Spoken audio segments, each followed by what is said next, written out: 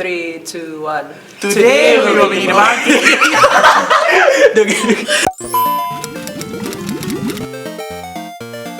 Hi, my name is James. I'm a Year 3 student from the School of Information Systems. Hello, I'm Sheenan. I'm a Year 4 student from School of Economics. Hi, I'm Isaiah.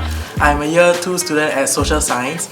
Hi, I'm Micah and I'm a Year 3 Social Science student. Hi, my name is Darren. I'm a Year 2 business student. Today we'll be debunking 7 ways about working in an overseas startup.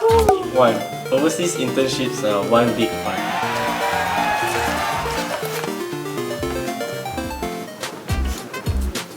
For me, I'm on the fence because when I interned in Thailand, there was there are many provinces in Thailand to travel to. So I actually had a lot of fun time there. But also I had to focus on the work that the startup is giving me.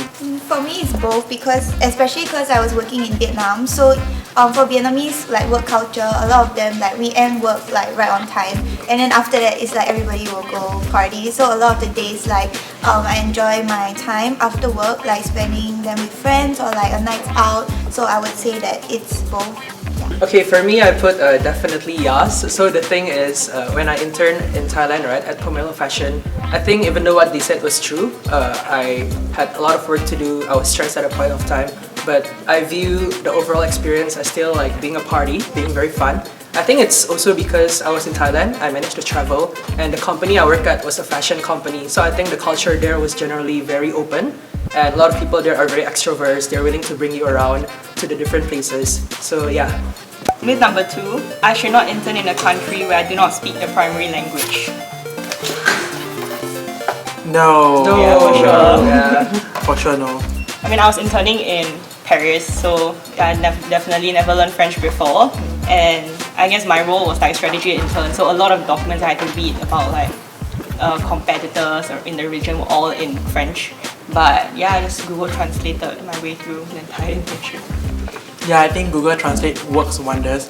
And actually, while working in overseas, working in Thailand, I've learned I've learned a lot of Thai with my colleagues. Yeah, and right now I know how to speak a lot of Thai. So, Wow. Sawadee krap, Khop krap.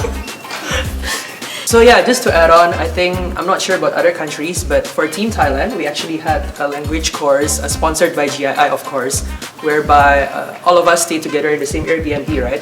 So we could clarify each other questions and we could take notes together and share notes. And I think it was a really fun experience. Myth number 3. Internships at a well-established company or MNC is better for my resume rather than a startup.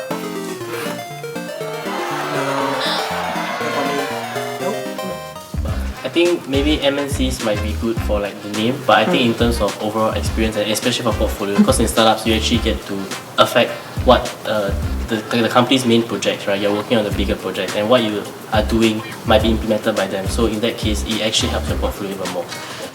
Yeah, I agree with him. So I also think that working at a startup, you're able to have more experiences in handling your own bigger projects.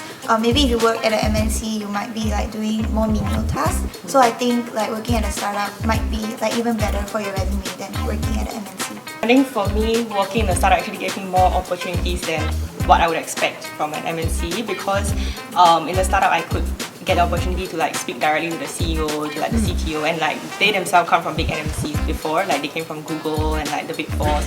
So I think having that personal relationship gave me a lot more to I learned a lot more from it than interning in an MNC straight away. Yeah, I think similar for me because especially working at an overseas startup, I think we get to learn about the different business landscapes overseas, So I think we have different exposure to different type of landscape as compared to what we experience in Singapore in normal MNC. Myth number 4, overseas internships are expensive. So it really depends on the region you're in. Oh. Yeah, not for me. Because we went to Thailand. Thailand is very cheap. I think guys, Thailand is $1 is 25 baht, and 25 baht, right, you can buy one meal. And they have Grab bikes in Thailand. Grab bikes in Thailand cost very cheap. I can go to office and it only costs $1 to go to office. Every day from my. Yeah, and they're always available 24/7. Yeah. And that's also why we gain weight. Yes. That's correct. Yeah. Yeah, I put Yes, it's expensive for sure. I mean, I was in Paris, so that's kind of expected. Yeah, but like one meal average is at least like 20 SGD minimum. So regardless of the country, right? I think GII will give you like a sum of money. I think it's about 3.2k if I'm not wrong. Depends on where you go. Yeah, depends on where you go. I think US or France might be more. Yeah, but on top of that, if you're eligible, you can apply for more scholarships or award. So for me, I applied for Eddie and Lindy Chang Award. Yeah, it's by this alumni called Ivan. So I managed to secure like another sum of money for my own accommodation or flight. Yeah, I think for myself and we got the Toleram Award. So that one they gave us 10k for the entire duration of our internship. So I think 10k to me, to put things in perspective, 10k to me covers like rent was 1k, so that's 3 months, and then air tickets are now 1.5, so it's half gone. But for you, I think 10k was a lot. Yeah, 10k was a lot. And also we got like the pay from the internship, so I think that helps too. Okay, so myth 5, I should only take an internship in the field that I want to pursue.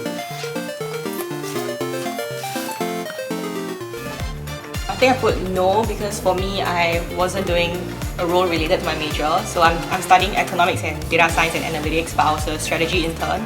And like, to be honest, I had no idea what a strategy intern does, and I think I still don't really know what a strategy intern does after 3 months. But I think it was like a very good learning opportunity anyways, because I wasn't fully like set on what I wanted to do in the future. So this just kind of gave me the opportunity to try more things. Myth number 6, interns only do menial work.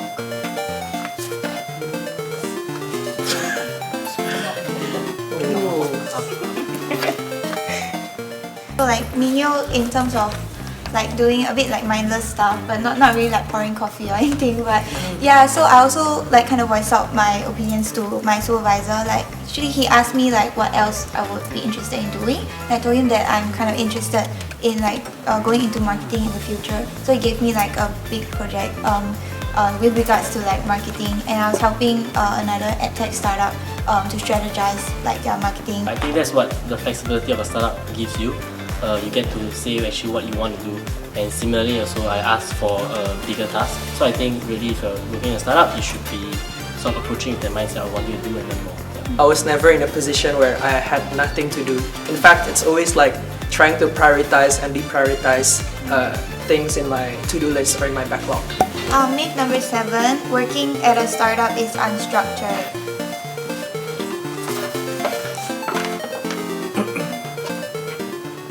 Mine is half-half. So the thing is, my company is actually like has a very structured internship program. So the HR team and the campus team, they actually onboarded about 69 interns, and yeah, everything was mapped out for us. So in a way, we know what to do, we know our roles, and the departments are clearly defined. But it's also unstructured in terms of the culture and the spirit. So as everyone mentioned, it's very flat. And then everyone is willing to hear ideas, everyone is willing to cross over to another department to help. Yeah, and sometimes I'm even funneled to another project that is maybe non-tech. Yeah, I think I put yes as well for like yes, it's unstructured, because there was a lot of impromptu things that just came up as I was doing my work and as I'm interning there, and like I think I was only there for like 8 weeks, but a lot of things changed. And I think actually I like the fact that it's unstructured, because then that gives me the space to like propose things if I want to do it or if I want to make change. Like I was doing a bit of like product strategy for a bit, and then like if I noticed that like, oh, this screen is not doesn't have very good conversion, I could propose a change, and they really changed it immediately. So I thought that was a pretty good thing. That's it guys, we have come to the end of this sharing. So sign up for GII now! Sign up for GII now!